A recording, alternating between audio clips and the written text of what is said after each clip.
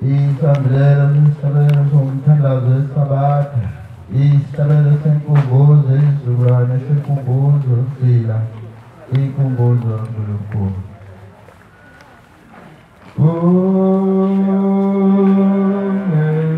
Jehová, Ana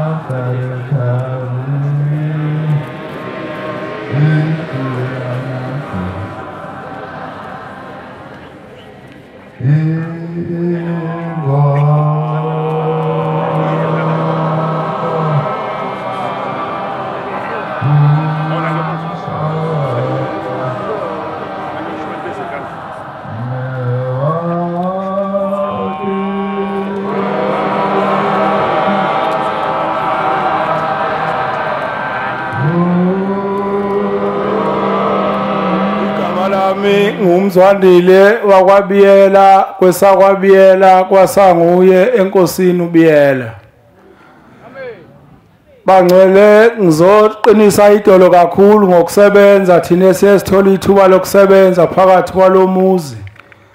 Kuthe kuleli sonto eliphelile sisebenza ngoba indawo zehlukene zokusebenza.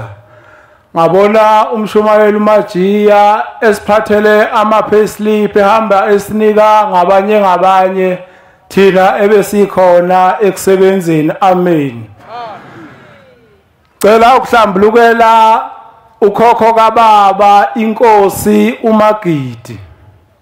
Inkosi uMagidi kuthiwa yayiganwe oNdlunkulu abawu-40. Kuthiwa kulabo Ndlunkulu abayo bawu-40. Kuthiwa kwakuthi uma uNdlunkulu ephume washona ngapha eyotheza funa abuye ngalelo sayidi abephume ngalo. Uma engasabuyi ngesayidi aphume ngalo, kuthiwa inkosi bimthatha kunendawo ngakithi okuthiwa kukwelamanina inesiwa enetshe phezu kwesiwa. Kuthiwa inkosi lapho unkosi uNdlunkulu wayo uma ngabe ephulele umthetho wayo ithatha ijozi imbeke phezu kwesiwa imgwaze ibuyele ekhaya isibuyela yodwa uNdlunkulu wayesesele. Kuthiwa inkosi ikwenze koNdlunkulu bayo baze baba baningi ilokhu uma ngabe ephulele umthetho okuyotheza wangabuya ngendlela behambe ngayo imenze njalo. Ngiyacela uShembe ukuba koNdlunkulu bayo nasekhweni lenkosi beyiphe inkosi intethelelo yaleso senzo. Igama uSifiso Kuhle umlungiswa kwaNtombela ezweni lasemdletsheni wahlabisa.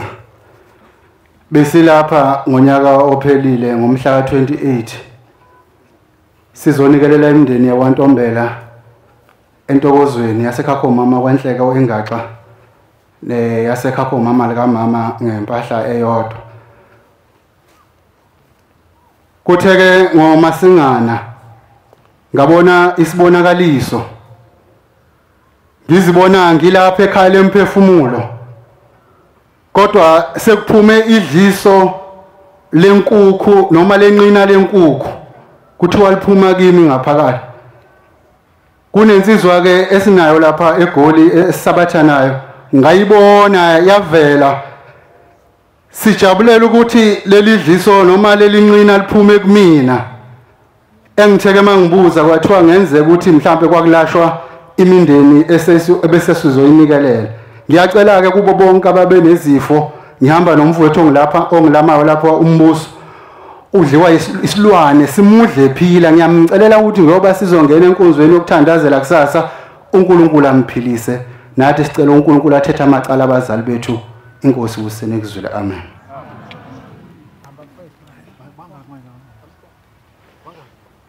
Ngiyakhetha uNyazi lezulu lo okhuluma uSinqobile waluthuli eMthwalume ngaphansi kwenkosi uLuthuli. Lapha ekhaya ngaqala ukufika ngoJune 25 2023. Salalela udaba lale ekhaya ngase ngifika ukuthi hayi nginikele ngoba nami ngiyabona ekhaya isimo siyadinga ukuthi size lapha ekhaya. Ngase ngiyanikela umnikelo ukuthi ngoba ngiyabazi balikhuni, ngicela uNkulunkulu ashembe ahambe phambili abathambise inhliziyo. Ngase ngiyagodwa ngekhaya, kwathi ngilele ngalolu suku kwafika unyazi lwezulu kungathi lihamba lingena imizi. Manje siyaxakeka sinomfowethu la manje akho umuntu omdala sithi sothini.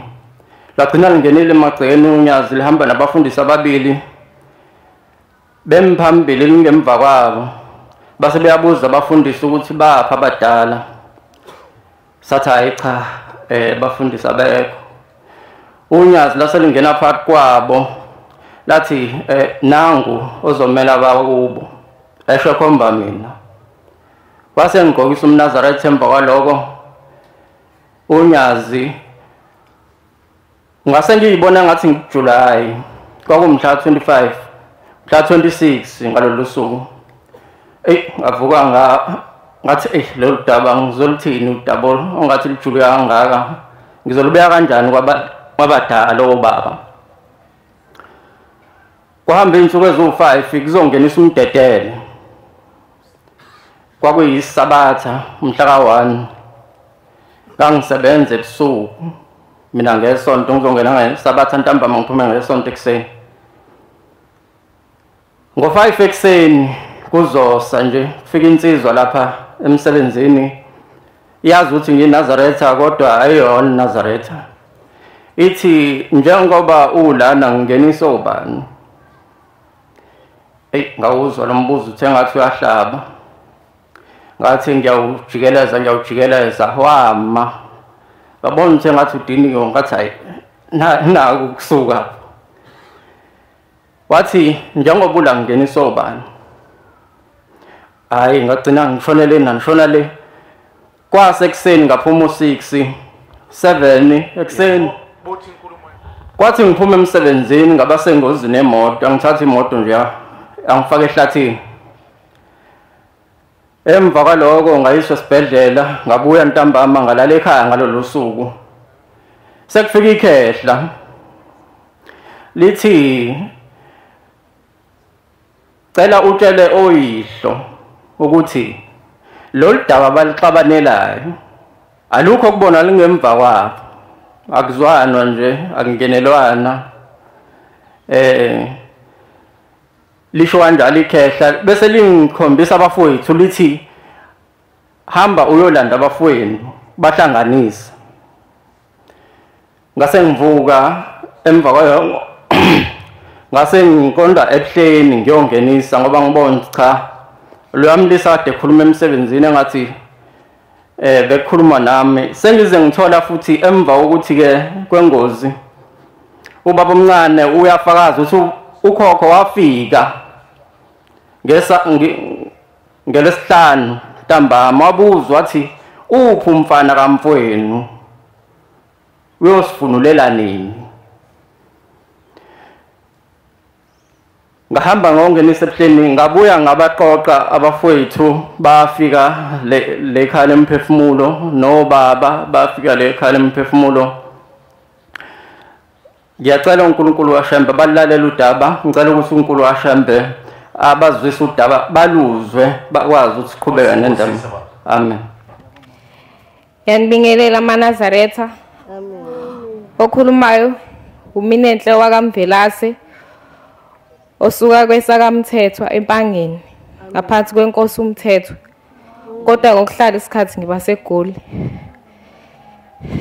Ngiyasaba amaNazaretha kepha ngicela ukuthi ushemba ngiphi isibindi angiqede novalo. Ukhuluma wakho uzoqeda uvalo amaNazaretha ngonyaka ophelile ngafika ekhaya lomphefumulo ngithume abantu basekhaya ekhaya komama. Ngeke ngiqale ekuqaleni ukuthi kwenzakalani ngoba nakuqala ngathi mengifika ngafike ngakhuluma embhobheni.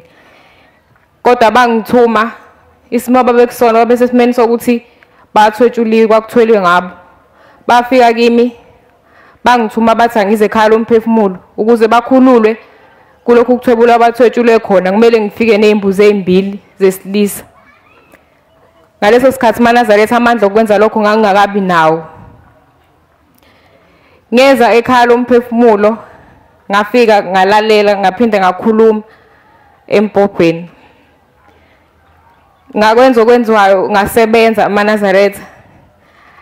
Ngathi mengiphuma mengibuyele emumva ngoba ngababuza mabengitshela ukuthi ngifike nembuzi ezimbili ngathi mangibabuza ukuthi amandla okuthenga lezi imbuzi ngizowathatha pho kwakuyizwe lalikhuluma.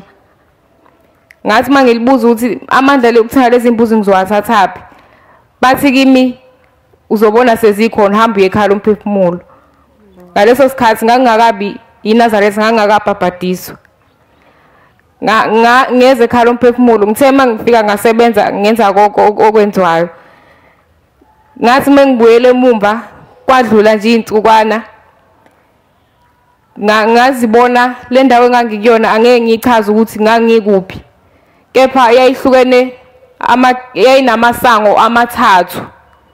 Ngathi mengifika kuyona kwelokuqala igate ngafica abantu abangamaNazaretha ababebaningi besebenza.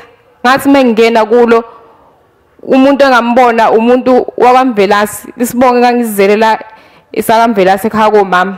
Ngabona umuntu wakwaMvelase owafika wangikhawula akakhulumanga lutho kodwa nje babekhona nabanye befaka iMnazaretha.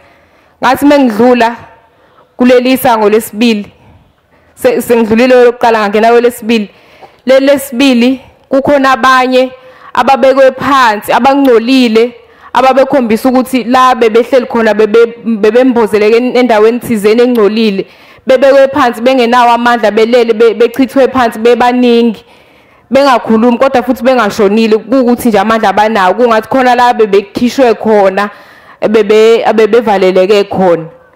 Eduze kwabo kukhona ukudla kwesiZulu engakubona kwakuyimfino kwakuyigate lesibili lelo. Ngathi mengidlula kulelo gate lelo kwase kufanele ngingene kwelesithathu lesithathu lalimbozekile lona kungazi ukuthi liyindlu kodwa khona kunesanga indlu embozekile ngaphezulu.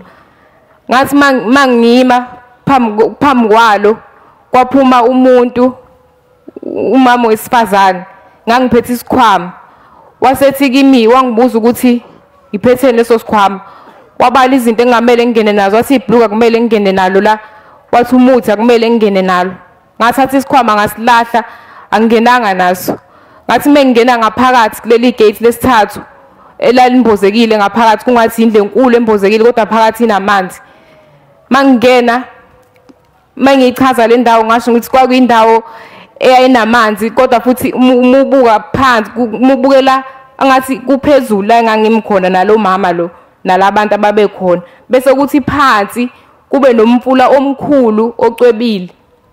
Ngathi mangibuka ngisamile kule ndawo ephakeme ngabona abantu ababefake izembatho zezangoma bephoswa kula isimi khona bebekwe befakwe emanzini beguqulwa kulamanzi lawo abanye befake ama uniform yakwamanye amasonto abanye babesabekwe eceleni besazofaka nabo kulaba amanzi beboshwe ngozankosi belele phansi. Ngathi kulo mama mengimabuka labantu wasekhuluma nami wathi kimi wangikhombisa lo mfula ophansi hayi la ekugezwa khona abantu wangikhombisa umfula lo esasubuyela phansi wasethi kimi lo mama ukuze ukuthi wenze lento oyizele lapho othunywe yona kumele ukuthi uqale ungene kulamanzi lawe engikhombisa lamanzi aphansi awumfula. Ngathi mengiwabuka lamanzi ayesabeka kodwa mangibuka ngaphesheya kwakunesikhali sasivulekile siwukha esikhombisa ukuthi mangingena kulamanzi ngizophuma lapha ngaphesheya kuyakhanya. Ngathi mangimbuza lo mama ngithi mina hawu iwona umfula iJordana lo wathi umama iwona. Kukhona nabanye angangimnabo kulayini okhomba ukuthi sizongena nabo kulamanzi kodwa manje ngiyasaba futhi ungena. Ngapha pha amaNazaretha ngingakangena emanzini. Kwathi ngalo lelo sonto lelo ngahamba ngaye ebuhleni ubaba wayesebuhleni ngahamba ngaye ebuhleni ngayobhabhadiswa. Ngakhetha inkosi ngabhabhadiswa. Ngathi mengibuya lapho kwafika kimi angazi noma ngizothi kwakuba bomqalo wendlela kodwa inhlalisuthi eyayimnyama ngokwebala inesihluzu nje iclean. Ngathi mengifika kuyo ngikhala ngithi ngisacela phela ukuthi ungiphe amandla, ungiphe umsebenzi ukuthi ngikwazi ukwenza lento yonke kumele ukuthi ngiyenze. Wase ngibuza ukuthi ngisebenzaphi. La engisebenza khona ke bengisebenza nje itoho elingangiholela imali engingasho ukuthi yanele. Wangibuza ukuthi ngisebenzaphi. Ngasho ngathi ngisebenza kuphi. Wasethi yena ke ngizohamba ngiyokukhulumela nabo. Ngathi mengifika amaNazaretha emsebenzini ngafika amaNazaretha wonke umuntu owayesengafika la ekhaya lomphefumulo ngasebenza nje ngingakazilethi imbuzo ukusebenza kwami ngiyacabanga ukuthi kushembe kwabakhipha la ababebopheke khona. Ngase ngiletha lezo mbuzi kanye nomndeni wami. Saphinde futhi salethe ezinye ezifunakalayo la ekhaya lomphefumulo leze 5. Ngathi mengibuya lapho siqeda ukuletha lezo mbuzi ezi5 ekhaya lomphefumulo ngabona amathuna amaningi la ekungcwatshwa khona abantu kusondelene amathuna amaningi eceleni kwethuna nethuna kunomuntu omeduze kwalo okwakhomba ukuthi kwangazi ukuthi umuntu umnikazi walelo thuna lelo. Ngaleso sikhathi sasibuya la ekhaya lomphefumulo nomndeni wami ukuzoletha imbuzi. Iceleni kwethuna nethuna kunomuntu omeduze kwalo ithuna. Kuningi maNazaretha engakuchaza kodwa bayaziveza ngeindlela ezihlukahlukene. Kwesinye isikhathi bayaziveza ukuthi sebeyiwona amaNazaretha. Ngigcina nje ukubabona bebeveza ukuthi sebeyiwona amaNazaretha kodwa imithetho abakayazi kahle. Abanye abakabi yiwona. Ngithe ngizoza la ekhaya lomphefumulo ngifike ngolesini bayiveza kimi abanye abebesebenza bebaningi besebenza kakhulu. Kodwa engikubonile ukuthi abanye babo beboshwe ngozankosi kodwa khona besebenza engingaqondanga amaNazaretha ukuthi kusho ukuthini. Kepha ngiyacela ukuthi uNkulunkulu kaShembe ukuthi lawo macala bawenzi lawo bophele wona abakhumbule. Okunye amaNazaretha uShembe ngathi ngibuke obhabhadiso ebuhleni wangithuma umyalezo oke kube nzima kwesinye isikhathi ukuthi uShembe mayikhulume nami ngikhulume ngivele ngibe nokusaba wokukhuluma namaNazaretha. Wathi kimi uShembe imNazaretha akayifunayo imNazaretha le emhlophe akayifuni le mNazaretha le esiqokayo singamaNazaretha sibaningi le powder blue umbala. Wangivezela umNazaretha lo powder blue wathi akawufuni. Waphinde wangivezela leli shirt eliqokwa amakhosana noma ngizothi angani noma ngizothi inhlalisuthi leli shirt eli powder blue bese libe nezinkinobhe ezimnyama. Wathi uShembe nalo lelo shirt akalifuni. Wase ngikhombisa umNazaretha omhlophe wathi umNazaretha omhlophe yona umNazaretha awufunayo.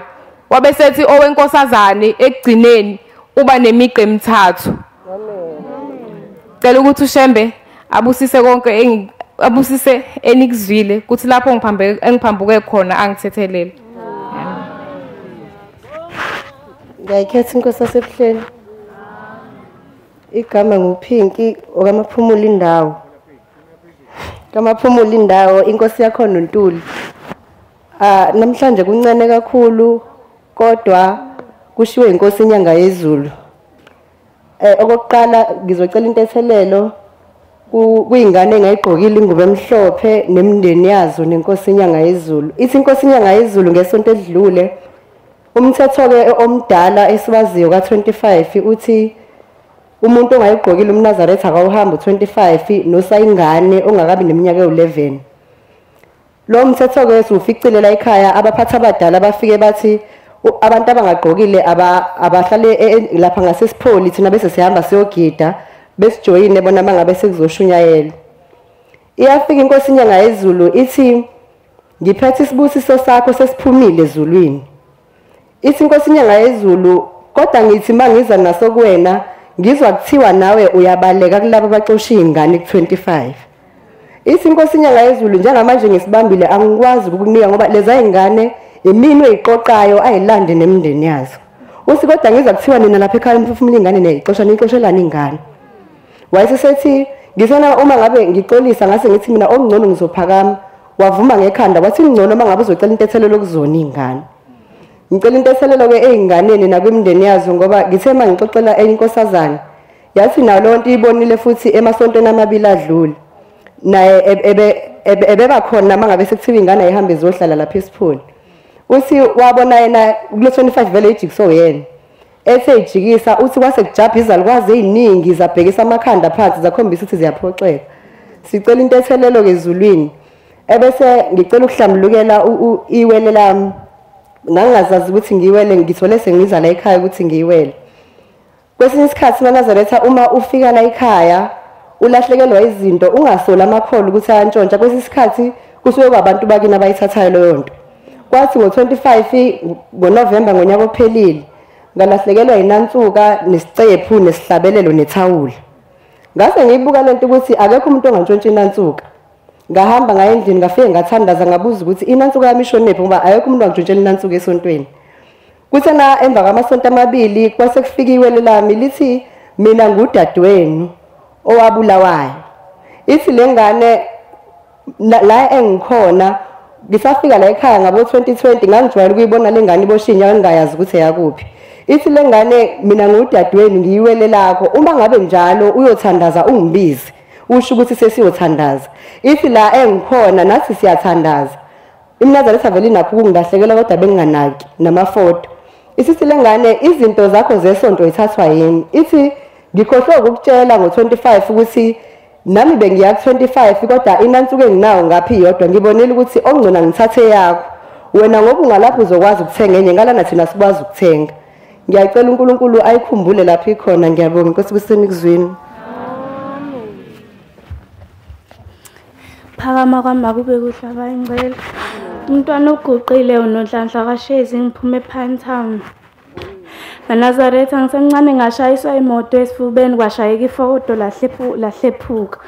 Kwathi ngonyaka ka2023 ngaqhamukelwa imoto ngemuva ngihamba ngedwa yangishaya konyawo la ka left ngafaka ukhonkolo. Kuthe kulonyaka nge10 February ngangakwazi ukuhamba. Theme ngakwazi ukuhamba ngeza lapha ekhaya kwakuyisabatha ntambama lase siphumile isabatha ngoba ngangihlezi ngiza ngendawo ekuthise ekhaya emphefumulo ngafika la ekhaya ngitondolozela ngihamba ngentuku ngase ngena la eTempelini ngahlala ngoba kwase siphumile inkonzo yasekuseni yasemini kwase kunikeliswa kathi mase umama kwami wahamba inyawo zangabe isavuma ukuhamba ngahlala phansi belethe mabengilethe emthandazweni. Mase kwathi ngesonto kuzosa kuba isonto ekseni ngomthandazo ka4 base bengenzela isiguqo amakhosazana esipholi. Hayi mase ngithi mina ngicela nibeke induku ngizozama ukuthi ngihambele ngeinyawo. Theme sengizama ukuhamba kwahambeka ngangifela ngingahambi ngibelethe mengilethe emthandazweni. Ngase ngihamba kuthema sengihamba base bathi waza sihambe siyocleana sisebenze. Ngangazi ukuthi la ekhaya kwenziwa kanjani kwenziwani. Ngase ngiyasebenza nami namanye amakhosazane bangisebenzisa ngasebenza kwase kwathi wayethe umshumeli Majiya acela sihlale noma insuku ezintathu. Kwathi ngosuku lwethathu ngisengiphindile ekhaya. Ngathi ngifike ekhaya ngilala kwase kufika amakhehla amane. Athi kimi sifisa ukuthi uthengele imbuzi ezine base beyibala ukuthi eyokuqala yani bathi becele eyokuqala yenhlambuluko eyesibili eyokubageza mase ukuthi eyesithathu eyokubalahlisa ikhwama eyesine bacela ukuthi ibangenise ekhaya ngoba abahleli ngaphandle bangenile ekhaya. Ngase ngibona ukuthi shithi sonke lesikhathi abasho kimi ukuthi bafisa ukuthi ngibayele ekhaya emphefumulo kodwa bangikhombise ngoba ngathi ngifika la ekhaya ngase ngiqala ukuhamba ngiphindanga ngahlala phansi ngedolo. Inkosi kubusise nikuzwile. Ekhethi Inkosi enkulu yaseBhlemi mona seshombe encane yasilezulu. Amen. Lokhulumayo Inkosi ngiphilo wami chono kwamthethwe efuyeni. Ngifika lapha bengithonywe ikhehla lasemachonweni okwakukhokho wesihlanu ngumzukulu wesihlanu kuyena wayecelile ukuba wafele empini nasomhlawulele emacaleni akhe akawenzayo. Wathi mase sifikile lapha sasebenza washo ukuba unamacala amane. Ngaphupha ngazi ukuthi ngisebuhleni bamanazaretha ngiyasebenza emahhotela mangisebenza emahhotela base bathi kwaqhamuka inkosazana yathi awubuyele ekhaya lomphefumulo njengoba nanihambile nahambisa inkuleko ezimbili azakapheleli kanti futhi abantu bakini baningi abanye bayala ukuphuma esigodini sosiza hambe ekhaya lomphefumulo uyobangenisa bese niyabuyela nibuyisela inkuleko lezi ayishodayo ekumele nihambise kutheke namhlanje kuwumthandazo ka4 ngaphupha ngazi ukuthi isesingelini ngaphakathi ekhaya lomphefumulo kwathi mase ngibuya lapha ethempelini ngizothandaza ngababona bebaningi bengene emasangweni ngabona sebephequba inkuleko ezimbili kubekwe imhlophe bese kuba nebomvu ngiyacela uShembaza abakhumbula sipha amandla ukuba siphinde sibuye silethe lezi inkuleko esasele inkosi kusinikiswile amen.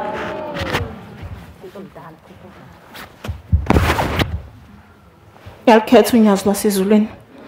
Igama lami ngobongiwa kwaSithole owethiwa igama la ekhaya kwathiwa umphathi wamakhosazane ezweni lasenhle eMnambithi. Ngilapha mzika Shembe. Ngangisekhaya ngeholiday la nge16 konyaka ophelile. Kufika into ikhuluma emini ngingalele. Ithe ekhala emphefumulo ngingazi ukuthi ekhala emphefumulo kukuphi futhi khanjwa kanjani. Ngiyizibe kusondela isikhathi sokuthandaza ngo9.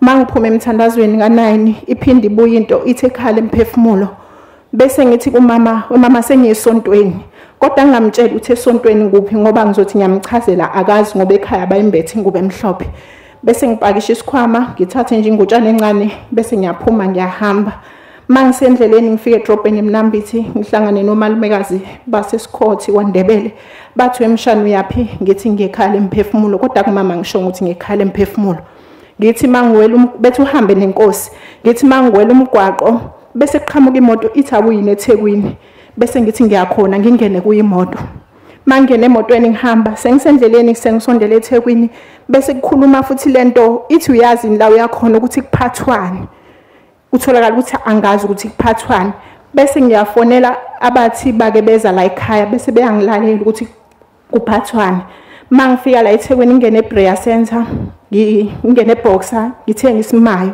mangithenga isimayo ngithi ngizonikelela abakithi kwaSithole bese ngikuthathile ngangikuthatha sengiyokhokha ethilini besithi into hawu wakhumbula abakini abasekhawuma wakho bona bese ngibuyele emuva nenqola ngingazi noma ngikuphungule noma ngafule kona lokho bese ngiyothatha kona okufana nalokho okusenqoleni angazi nokuthi nginamalini esikhwameni ngidonsa inqola igcwele manje inqola ngisondele ethilini mangifika ethilini ngishaya impahla imali yehla kangangokuthi inqola ngakho ku500 kuphela ngiphume nazi impahla ngihlale ngaphandle mangiphuma ngihlala ngaphandle kube ngathi khona umuntu engimlindile ozozongilayisha nalezi impahla ngoba ngazi ukuthi ngizobheka mangisuka eBreya Center ngihlale kuqhamuko weUber athi 200 ukuza la ekhaya mangithi ngiyabheka nginawo lo 200 bese qhamuko omunye athi 40 sokubeka erank yakwaMasho angithatha ngibeke erank mangifika erank bethi ayikhuleka impahla zakho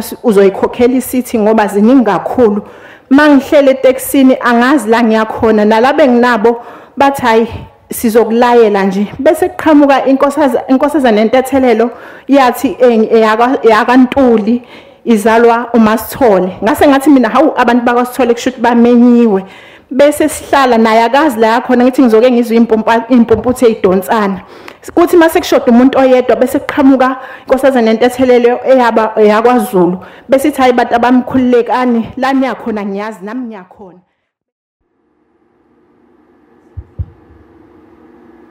ngiyayikhetha inkosi yakithi ebuhleni bokuphakama unyazi lwezulu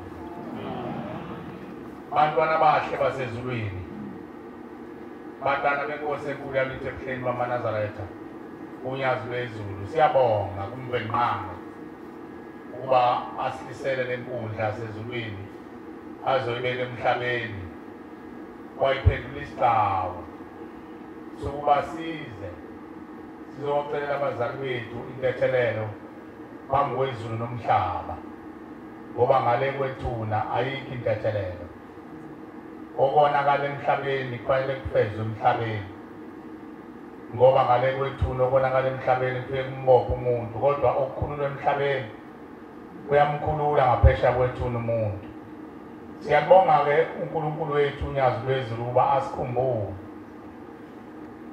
bantwana base-Afrika uNkulunkulu usakhele nenkundla wayenza yangafana nenkundla esiyijwayele zasemakithi thempeli langakithi nelangakithi ngoba efuna uba kuzogeza imiphefumulo abazali bethu ukuze mase imihle ikwazi ukuhlala nobongekile ikwazi ukungena emzini oyingcwele ingasayiphethe ithixo ingasenansolo mayibonge Nkosi. Amen. Kepha-ke bantwana abahle basezulwini siyakhuthaza ukuthi uNkulunkulu mayela ezweni lasemaqadini kulelizwe sikulona izwe lasemaqadini singaphuthi phela ukuya kuyena uNkulunkulu njengamanje uNkulunkulu usekuhleni bokuphakama sisemhleni yokuzalwa sisemhleni wenkosi yethu uThingo lenkosazana sikhumbula udumo oluncokazi ayelenza kulelizwe lawo baba nobaba omkhulu nalo muzi waphendwa inkosi uThingo lenkosazana la uhlakulela ukuze ube khona unyazi lwezulu lafikela uqinisile la ubeka sekuhlakule inkosi uThingo lenkosazana mayibonge Nkosi. Amen. Akube ukuthi bantwana benkosi njengoba sila ingoba sithunywe imndeni hayi ngoba size ngobungani akube ingoba sithunywe imndeni ngoba uNkulunkulu ubuthisene ebuhleni bokuphakama uma-ke imndeni isithumile akulona icala kumvelinqangi ngoba uyabona khona imndeni enesisindo kakhulu engakwazi ukuya kuNkulunkulu ugcine uyawedwa wena sidumbu sasemhlabeni mina nawe bese ufika uyona ngoba uhamba wedwa abantu ekufanele ngabe uyobakhonzela abakwazi ukungena abanye babo baqhubilwane abahamba beyikhonzile kuyizithixo zabo abanye bahamba benza le mikhuba kade ekhuluma ngawo umnewethu ukuthi wayebulala oNdlunkulu uma bengabuyanga ngendlela abaphume ngayo. Uyabona ukuthi imikhuba yokuthwala akuyona into yamanje into eyayikhona nje emandulo. Kunento abaye bathi abantu mhlambe la ekhala emphefumulo iyagcibwa noma udlalwa ngayo ubungoma nomnyanga. Umngoma nomnyanga bukhiqiza umthakathe egcineni uma abantu behluleka ukugcina lezo zinto ababethi bayazenza bagcine sebengena ekuthakatheni nasekukhukuleni. Yini indaba na inxele elikhulu uLucifer ngena ngalo ungena kulabo abantu ekuthiwa basiza abantu kahle kahle abanye abantu babo basuke bebasiza abantu okwangempela genuinely. Omubi-ke kamthandi umuntu osiza abantu ufuna ngasonke isikhathi ungena ngakuye. uNkulunkulu omubi akayithandi into engathandwa uNkulunkulu. Kahle kahle abantu ababesiza abantu wayebathokozela umvelinqangi endulo ngoba babesiza abantu. Omubi wayesengena ngakubo imikhuba yakhe wayishishumbisa ifaka ngakubo ukuze bagcine bengasasiza abantu kodwa sebenza imikhuba yakhe bethi basiza abantu. Kunomthandazo la uLotshwa uShembe esihlalweni sekhulu namashumi amane nesishiyagalombili 148 ngithi mangaphazami ivesi lesithathu noma lesine. Bamenyeziwe emathuneni awusebephumile sibabonile bangenile emzini oyingcwele abamakabongwe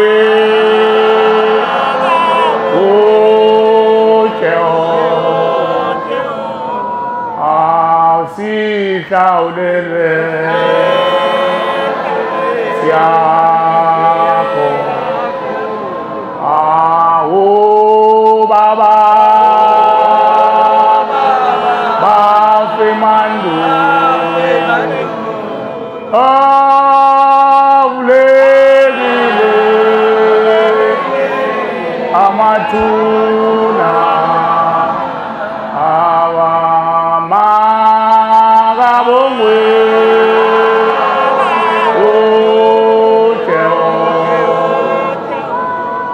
abantwana kade bekhuluma masibanakela masibalalelisise kahle bakhulunywa ngabantu abavuka emathuneni ngoba bemenyezwa izwi likamvenqange unyazi lwezulu ukwenza kwenzeka ubamemile ukuthi abantu abamvukani siyothetha amacaleni ekhala emphefumulo nompula lapha engubekile ukuze kugezwe ukhuculule lensila yezono zamacala enu mayibonge Nkosi amen babonakalile ke ebuthongweni abantu belele naba bekhuluma nawe ngolunye usuku uphiwa inhlanhla bavele uma bengakaveli cela indlebe ezulwini ukuthi Nkosi ngiphi indlebe ehlakaniphile nenhliziyo engavuzi lokukhulunywa lapha ekhala emphefumulo nami ngikulonde ngiyokuthulela umndeni sikuhlazeni umndeni bese sisukuma siza sothetha amacala abo kunamacala anzima abantwana benkosi asilele ngemuva kodwa abantu bangene ethuneni ithuna labagqiba laselibavimba ukuthi bangadluli isikakhulu emakhosini ngifuna ukubhekisa ngakuwo amakhosi njoba ngikhulume ngabantu ekuthiwa balapha abantu inyanga nezangoma kukhona igebe noma ubhaqa abangena kulo bengaliboni bethi bona basasiza abantu enze njalo uLucifer afaka ukuhlupheka kulabo bantu balambe bahlushwe iphanga bese begcina sebekufuna ngamawala ukuthi kube khona abantu abazoza kubo bezofuna ukuphila bagcine sebengena egangeni wabona uqobo lwabo ukuze umuntu ahlupheke ebeseza kuye mabengene egangeni abazukuthatha phela lamakhambu ukuphilisa kufanele bathatha amakhambu azokhulisa loya muntu abanawo phela bona bahamba bayotrainela ukuphilisa kufanele baphumeke bayofuna abantu abakwazi ukuphosa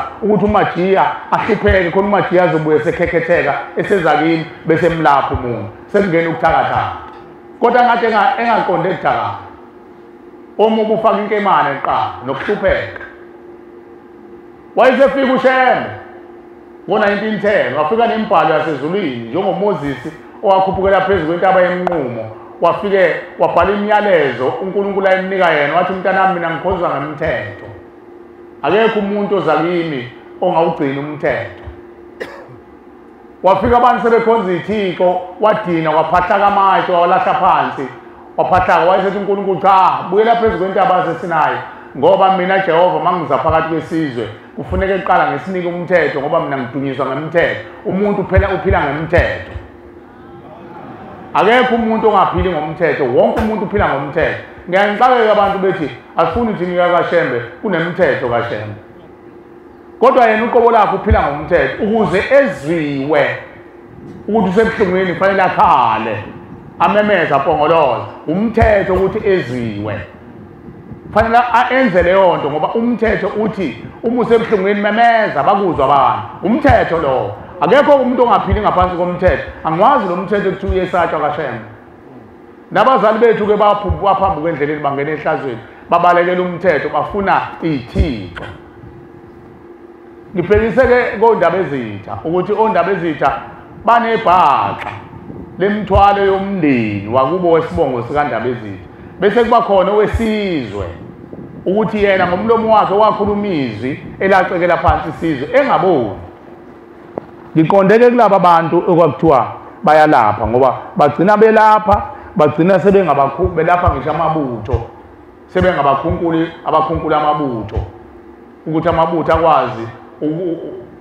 ukuthi mayele izimpi anqobe kukhona ukufa isikakhulu okuhlupha omama bethu bathi mabehleli emzini bahlushwe kakhulu imimoya engacacile khona lento ethandwa abantu athi umuntu mayegula athi ngiyacabanga ukuthi imimoya yini imimoya umphefumulo womuntu akekho umuntu ongenawo umphefumulo wakubo omphahlile nomzungezile omunye umphefumulo uzungena egazini lomuntu umguduze wonke umzimba womuntu umenzise lokho okwakwenziwa umphefumulo usahamba ngenyama omunye umembathe umphefumulo khona into ehlupha omama bethu beganile emakhaya nako kunye kwako uShembe akhuluma ngako amakhosi endulo hayi wonke amanye amakhosi ayeba nabakhunkuli abayingozi umkhunkulu uyalalelwa ngisho indaba ezitha ngaba isigagayi kanjani kodwa ugcine sethi ngisayozwe ekhosombeni lami kanti uyolalela uMajiya umkhunkuli ngoba uMajiya yena enokwakho akukhulumayo athi bathi amathongo zithi inyanga nyandaba ezitha lithi idlozi indaba ezitha enza ukuthi nokuthi nokuthi ukuze isizwe sivikeleke. Lokho kufa kwawaqeda amakhosi. Namhlanje amakhosi athwele amacala emphefumule uvanze ethuneni. Ake ngicaphuna okunye kwabo uShembe akhuluma ngakho. Uthi uShembe ukhona amakhosi ayeneshwa yokuthi abalaphi bamabutho kube ngabakhunkulu kube ngabathakathi esikhundleni sokuba zinyanga zokunyanga amabutho. Athi indaba ezithu uyabona lithi ithonga lithi idlozi kule nyanga abalobokazi bonke abakhona ezweni lapho bameme ubamemele ekhulubuthu ukuze uthole lembungu ngoba izingane zonke ezimumethe kule nyanga zinesibungu esikhulu. Kudingeka amahluli alezo ngane, kudingeka imbunga alezo ngane ukuze sihlanganise naleli khubalo ukwazi ukuphila amabutho ukuze amabutho ayinqoba izizwe. Undaba ezitha thathele leyo nto akhiphizi kuphume obhekela benkosi kuphume induna zihlaba umkhosi kumenywe bonke umulokazana into abamenywa kanti bazoqeduliziswa kuthathwa imbunga. Babuza abakebhuli bezisu ukuthi indaba ezitha senze njani, athi thathani lento niyigcinqele emaweni kudle inyoni zezulu ungabi indaba zalutho. Labo mlobokazi noma labo bamakoti labo malokazana basabubula namanje ethuneni. Abanye sebenze baguga bayizalukwazi abaginqela emaweni baguga bayizalukwazi kodwa eziphihlikile izisu zazo zakhe ezidlula ngemkhondo nangenhlenhla nangamajozi ngoba kufuneka nje umbungu. Kuthathe lo mbungu wezingane ugaye uqothwe ufake emgcengezini uhlanganise namakhubalo kwenziwe intelezi kwenziwe izinto zokuthi amabutho agcatshwe ngawo ukuthi abe nesithunzi nesithoza athi mayeqhamuka ngabonwa.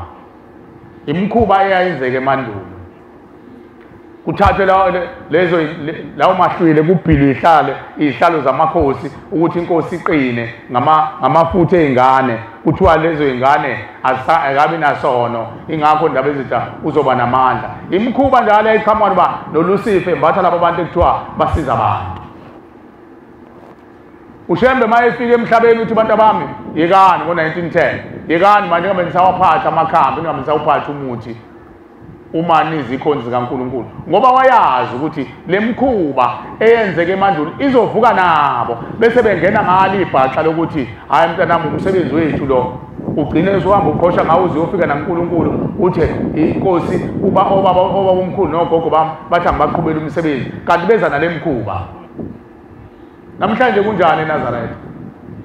Abantu sebeyayisisa bathi bona bayizangoma zikaShembe babasizi bakaShembe babathandazi bakaShembe. Bona ukwazi ukuthandaza uShembe ungaziwe kuMajiya kuthi umthandazi kaShembe egcine ngamuzi yakhohoza uMajiya usekunikeza ibhodleyana ekhaya athi uyalekelela kanti sekuvukela abantu bakubo ababenza le mikhuba bathi umthwala kazethu umntanami isizwe umsizi wami imini engiboshe ethuneni angidlulile ethuneni nansi imthwalo ngiboshwe ilawo makoti engathi sekusha amakhosi engathi ababhujiswe ngiboshwe lezi ngane ezathatha zaqothwa zenziwa amakhubana zikhulile manje namhlanje lezo ingane ziyamaxhegu zizalukwazi ziyanquma ngeimpilo zethu emhlabeni zithi abanjani abazohlala banethezeke emhlabeni thina saqothwa senziwa thina intelezi thina zabulawa ngoba na ufuneka imbungu ezingane zethu abanjani abazohlala banethezeke emendweni.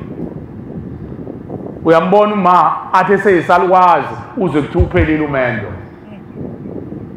ubanje ehlazweni. Lawo macala uShembe uyawathetha la ekhaya emphefumulo mayibonga inkosi. Amen. Ngoba ngeke uMajiya kwazi ukolanda lawo bantu ababulawa abaphoseweni nokuvusa lezo ingane ayiphehla idale kabusha ayihlukanise namakhubalo ngoba zaqothwa lengane zaba yimpuphu zahlanganisa namakhubalo akekho umuntu ongayihlukanisa unyazi lwezulu mayibonga inkosi omenza lokho. Amen. Umfeli nqange kuphela ukwenza kwenzeke unyazi lwezulu ongakwazi ukuhlukanisa leyo nto. Wakhuluma umqalo wendlela ethuma amakhosazana tshela nabashumayela ukuthi abakho umpheme lapha esiphuni ngoba thina boshembe masifika nezingane lezi eninikelela ngamashumi nithi zone lengane zaphuphuma zachithwa zalahla zakhushulwa zenziwa intele zenziwa imkhovu zenziwa omamtsotsi zenziwa amakhubalo amahlwile nembungu uthi masiza nazo ezinye siza nazo ziyimpuphu zahlanganisa namafutha ocamu nofezele namabululu ney'ngcanga zahlanganiswa namafutha ey'ngulube zahlanganiswa amafutha emabhubesi zahlanganiswa nayo yonke amathambo ey'lwane ngoba kwenziwa ikhubalo uthi thina boshembe masifika nazo kuyimpuphu siqoqa konke sifike sikwendlale lapha nguvramu akhani isilulu la ukuze unyazi lezulu uma lifika zizohlukanisa thina boshembe iziqu zonke zothingo lenkosazana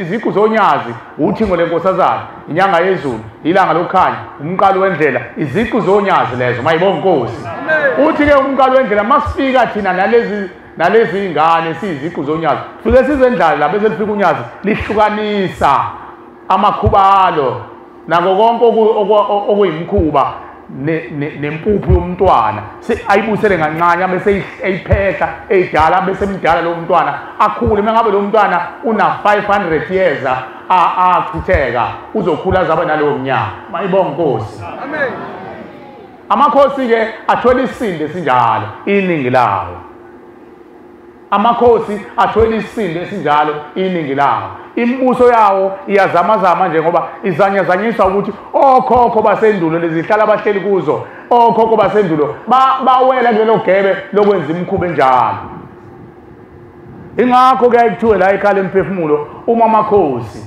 ezonikelela imindeni yakubo angakhohlwa amabutho inkomo yamabutho ngoba yikho inkosi enyakaza kunganyakaza amabutho siyakubona kwamanje ukuthi amakhosi amaningi awasabuthanga lutho ngoba amabutho awasekho sekuyisukela nje kusukela usikhotheni ophelele umqondo egoli abese egqoka amateka athi uyibutho lenkosi akusekho lutho amakhosi agadwa amaphoyisa kodwa endulo engagadwa amaphoyisa ayegadwa amabutho lawo mabutho ayehamba nokhokho bakho ndaba ezitha asamile ethuneni undaba ezitha mayishona ngapha uma wena uthetha amacala esizukulwane sakini uthetha amacala ondaba ezitha amakhosi angaphambili amabutho ayalandela ingakho kungafanele ukuthi asale ngemuva amabutho mawugeza isizwe sakini indaba ezitha mayibonge Nkosi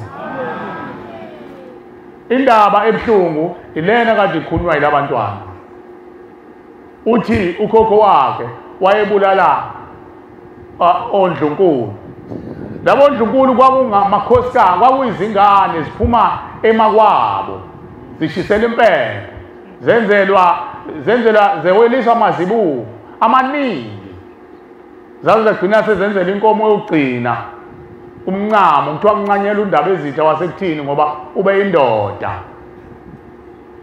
wasilobolela isulu ingane kwabo kuthiwa lisekho iliba lakuwo iliba lakho liyoba semendweni abesenikezwa uyise uphaphe emleka ngezalukwazi eziyogana naye le nkosi ngesikhathi ibulala lamakhosikazi ibulala nethonge laliyogana nalo mntwana lidinda isilile ethuneni akaseyedwa ethuneni leyo nkosi-ke eyenza lawo macala njalo ngaphesheya kwethuna ayidlule ethuneni ingcono le eseyihlanjulukelwe ngoba seliyaziwa ifindo nenungu eliyenza ukuthi isililo singapheli emndenini wakubo eyakithi neyakini yona engazange yona ithole ithuba lokuveza ukuthi yenzani musukulinda-ke mawuzwa kuthiwa nakini kwakunenkosi ngoba omubi wayesedlangile omubi indaba wayehlasela amakhosi na abafokazana balandela kamuva omubi kodwa amakhosi ahlasela ondaba ezitha ngoba uNkulunkulu ukukhulumile waze waloba nasencwadini abafana bakaJakobo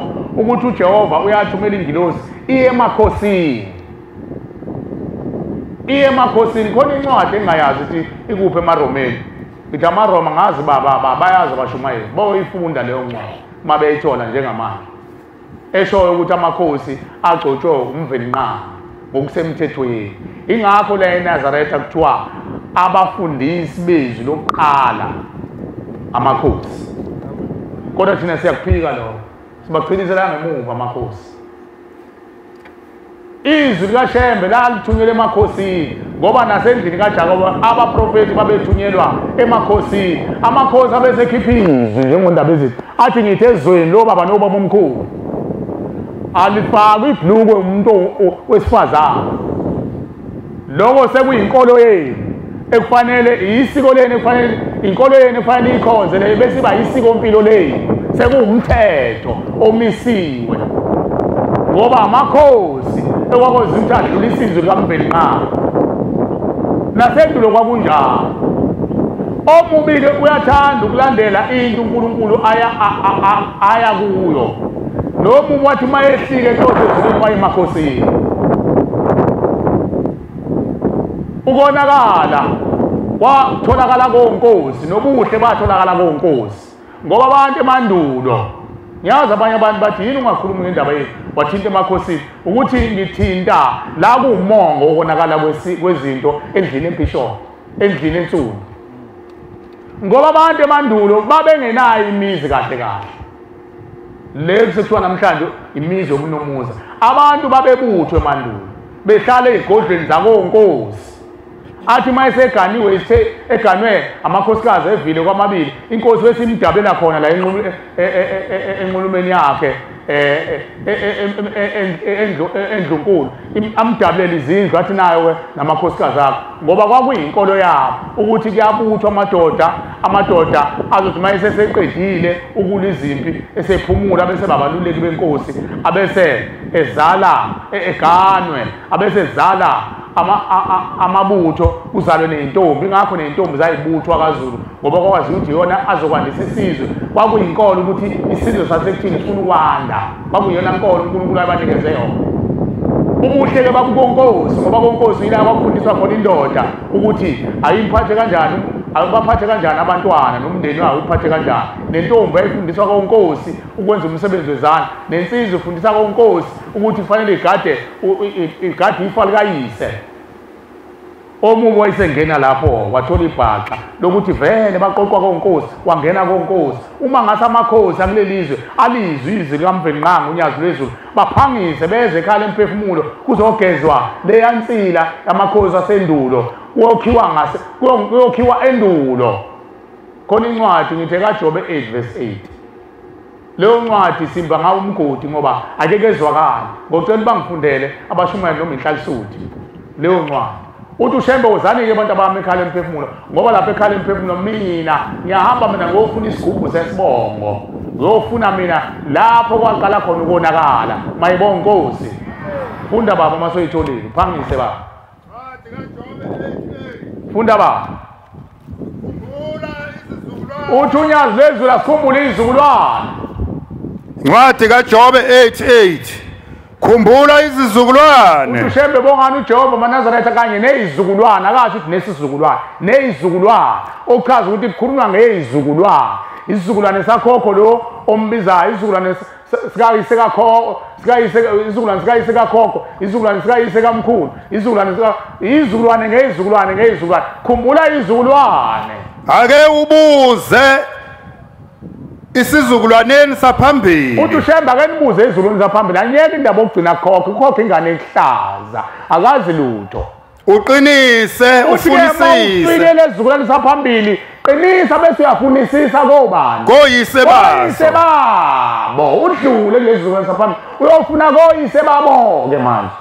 Ngoba thina singabayizolo nje. Nokhokho esimfunzayo nokhokho kakhokho ingane zayizolo lezi.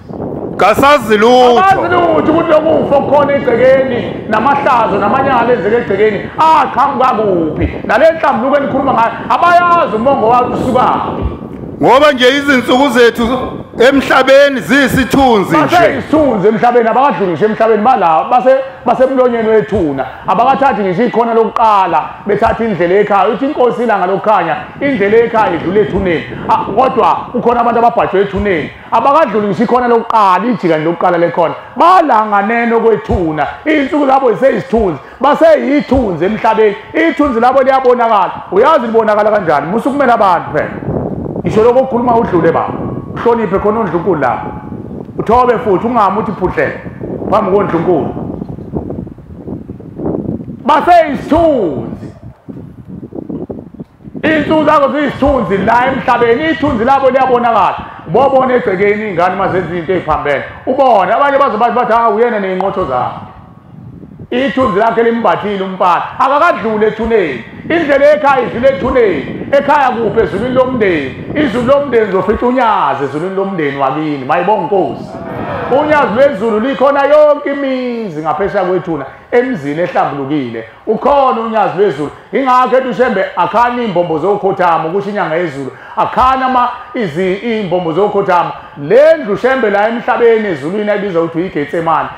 Emzini yamadoda kuthiwa amaqhugwana. Uthi akhani khona ngoba uShembe uyomthola khona nokhokho bakho. Mayibonge Nkosi.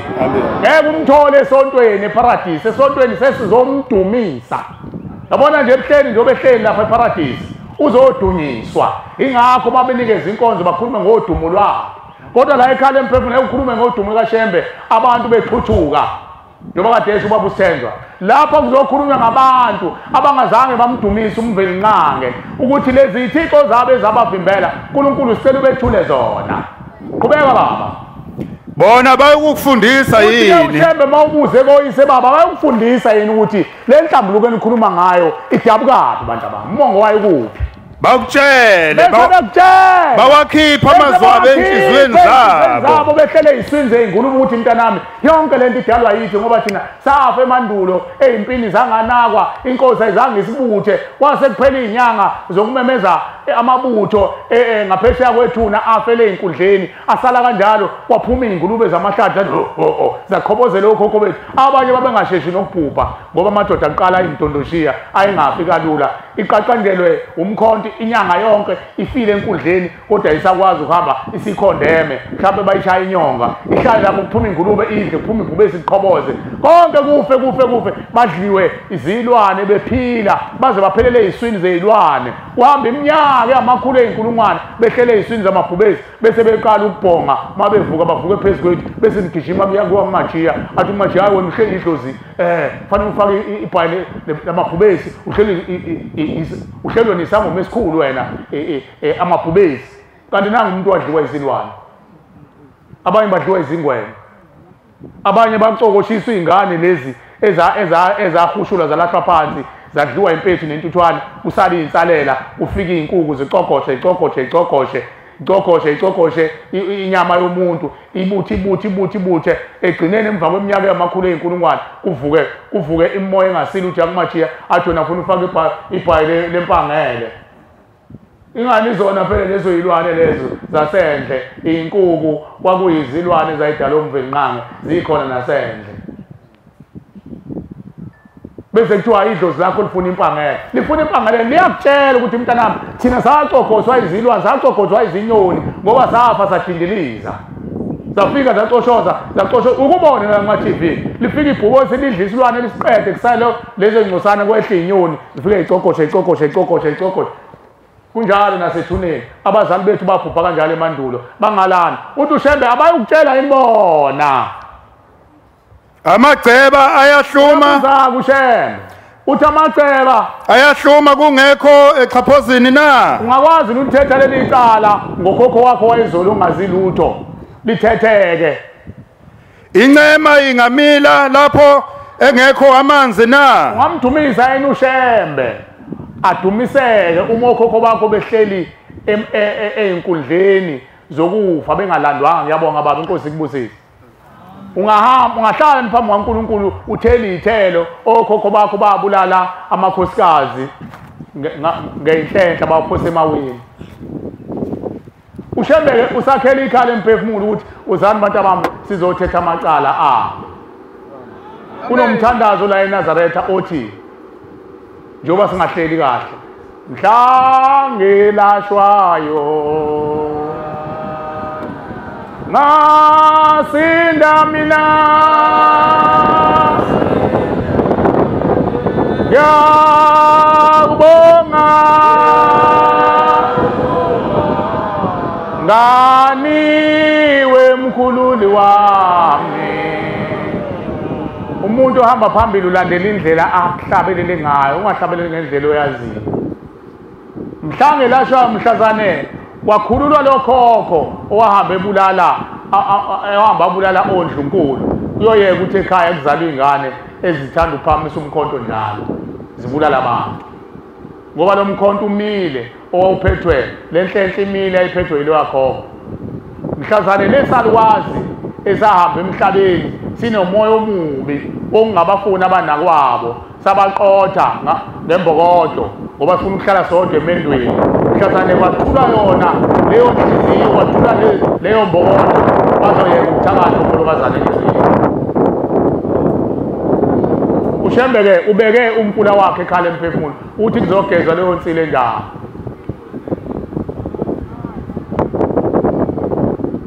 abantwana abazelwe egcekeni sesibakhomba ngomuno ukuthi usibanibani uthwele usibanibani uyathakatha mhlazane kwathethwa lela cala lalabo khokho oyise bokhokho basemandulo awuphinde mfana kithi abezwanga kahle awuphinde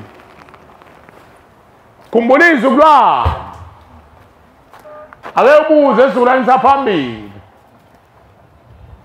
ufunisise koyise basi salusuyeka sengiyiqedile mhlazane kwafunisiswa koyise basi lesi sizukulwane abahamba emhlabeni bethi bazoqinisa umuzi bawele imfula nembango baze bawele naleli izwe laseningizimu bawele emazweni la esakhelene nawo ako-Mozambique nako-Nigeria bayolanda abafana bethi bazoqinisa imizi beqinisa ngento abangayazi mhlawumbe le ndukwana ilandile ibhile ngamafutha kankosikazi owayishinga owabulawa waqotha wahlanganisa namafutha ey'lwane bese ibhilwa ise nayo inyama nami ngiyayazi ngayibona umkhulu eyifaka lapha ekhaya nawe uyayazi yake iy'nsizwa ebhiqwa ngazo bazoyifaka ekhaya bathi baqinisa umuzi kanti bazoqinisa umuzi ngey'lwane ey'hlangane namafutha abantu mhlazane kwakhitshwa zona ubusefile phela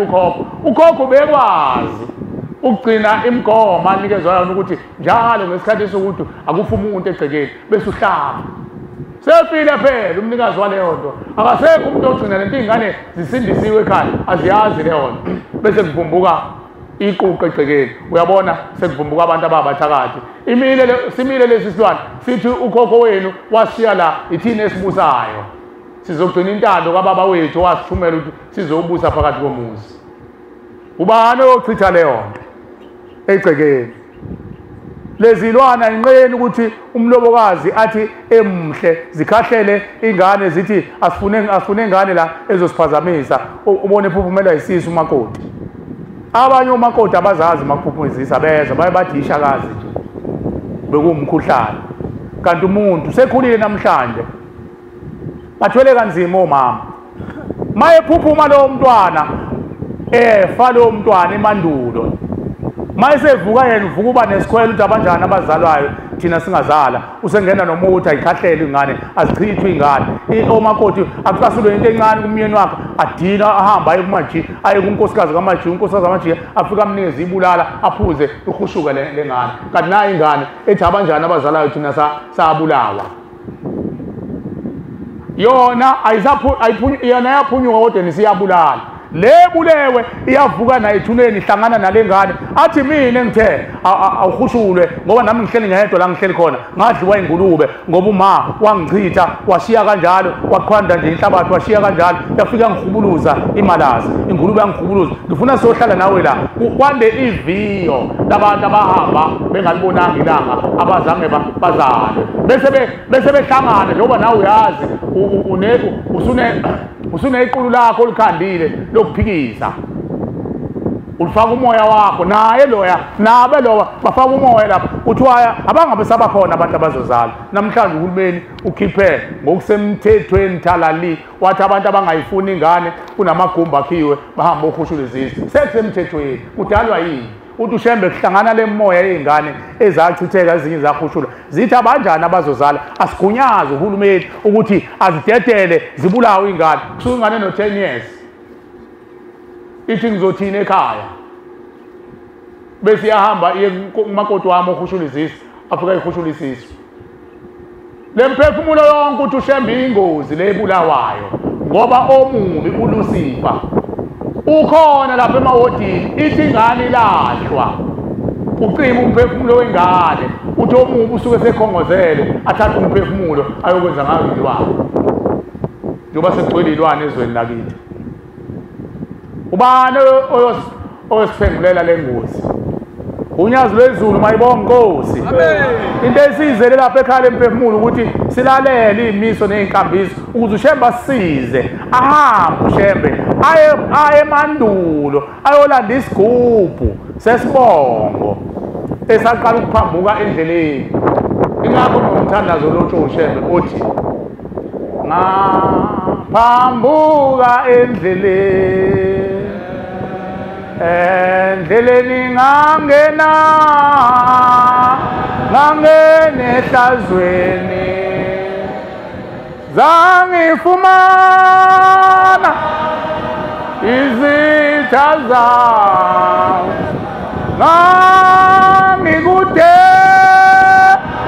ngangikude nawe. Baphambuka abazali bethu basemandulo bangena ehlazweni wakuphela umvenqange wasengena le ndoda ilwa nomvenqange yamfumana ngoba umuntu uphambukile endleleni. uShembe uzobuyisa izinto ey'njalo lapha ekhaya emphefumulo ukuthi kuzohlanjululwa imindeni yethu ngoba le mindeni yethu ibuyisa idlokomela. Isidlokomela esisiphathisa iy'thixo ingakho koze kwathiwa amadlozi ngoba ayesedlokomela esiphatha izinto ngenkani.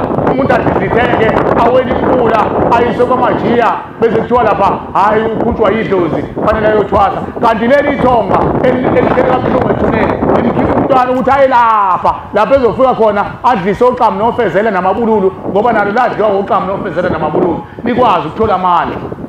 Usiyodla imithi kudla imithi kanti leli thonga elincelayo leli idlozi elincelayo egazini lakho. Ingakho ethi uShembe abantu abamuzana ekhaya emphefumulo bathule imithwalo bagezwe bahlanjulule bathethelele bakhumisana umlotha baphenduke babe ngabantu bese beba amathongo. Mayibonge Nkosi. Ithongo nedlozi into ehlukene.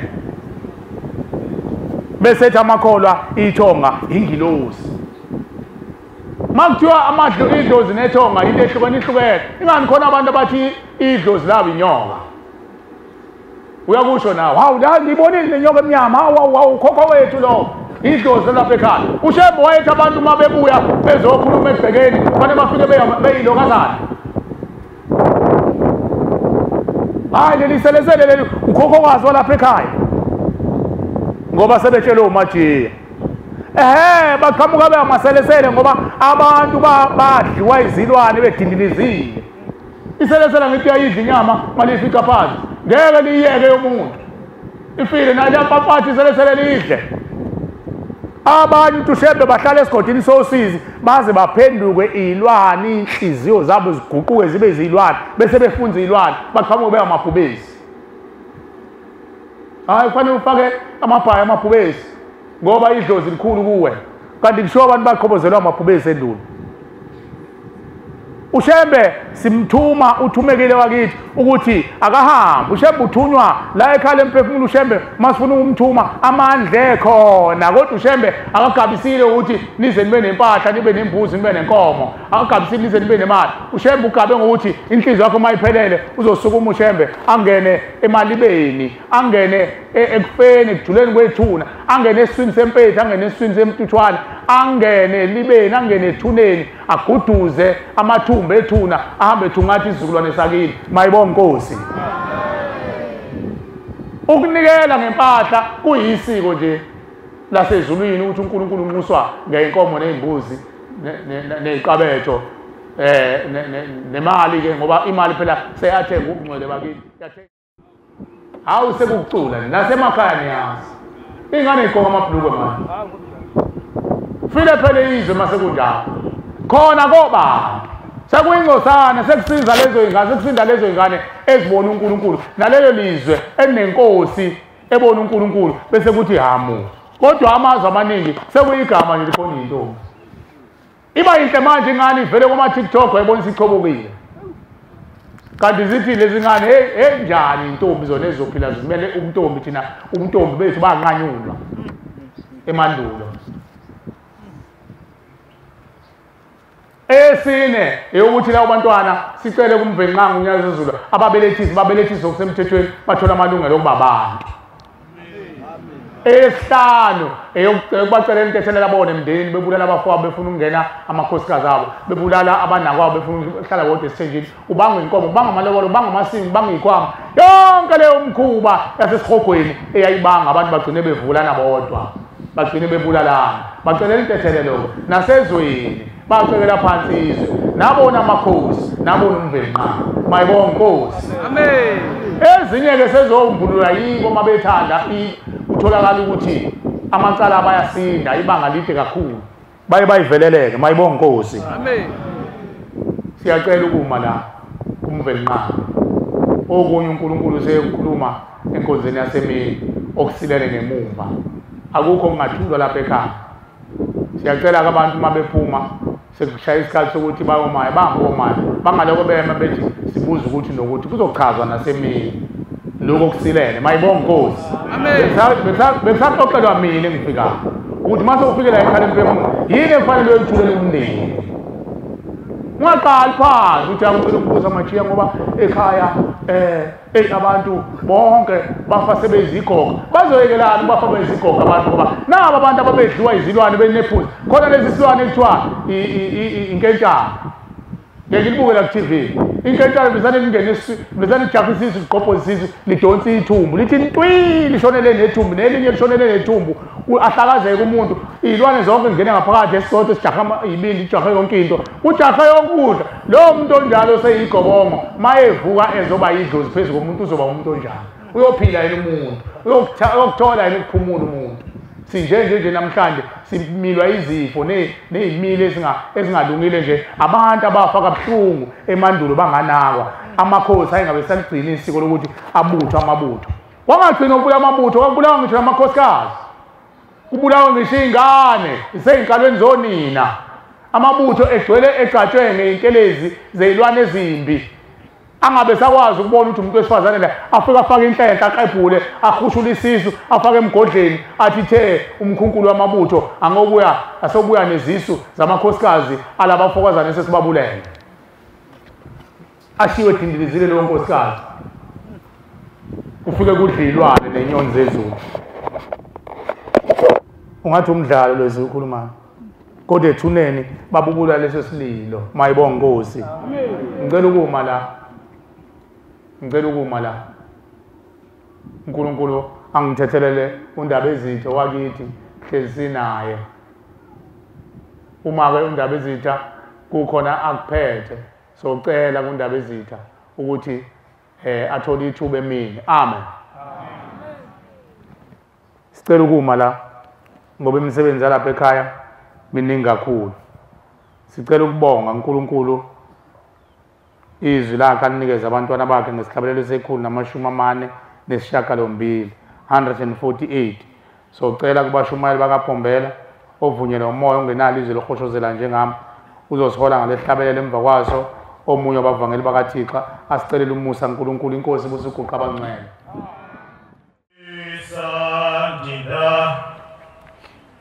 Oh